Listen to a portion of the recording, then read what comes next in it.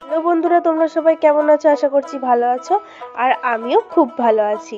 প্রতিদিনের মতোই দেখো আমি ঘরটা গুছিয়ে নিচ্ছি। এইদিকে আমাদের এখানে কিন্তু খুব ভালোই ঠান্ডা পড়ে গেছে জানো। দিনের বেলায় যেমন তেমন হলেও এই তোমার রাত্রেবেলায় ভোরবেলার দিকে কিন্তু প্রচুর ঠান্ডা। তারপরে এই দেখো জানলাটা খুলে দিলাম, আর জানলার ওখানে ওই দেখো আমার ওয়াল হ্যাঙ্গিংটা যেটা আমি বানিয়েছি সেটা একটু নাড়া দিয়ে দিলাম, খুব ভালো লাগে জানো। তারপরে এই দেখো আজকে সকালে খাওয়া দাওয়া করিনি, একবারে দুপুরেই খেতে বসে পড়েছি। আজকে সকালে উপোস করে ঠাকুরকে পুজো দিয়েছি। তারপরে এই দেখো এই দাদার ছেলে ওরা আবার একটা ঠাকুর বানিয়েছে, এই দেখো।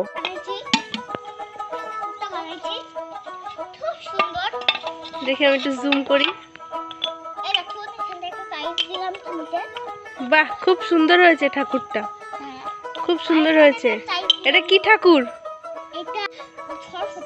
ওটা সরস্বতী ঠাকুর।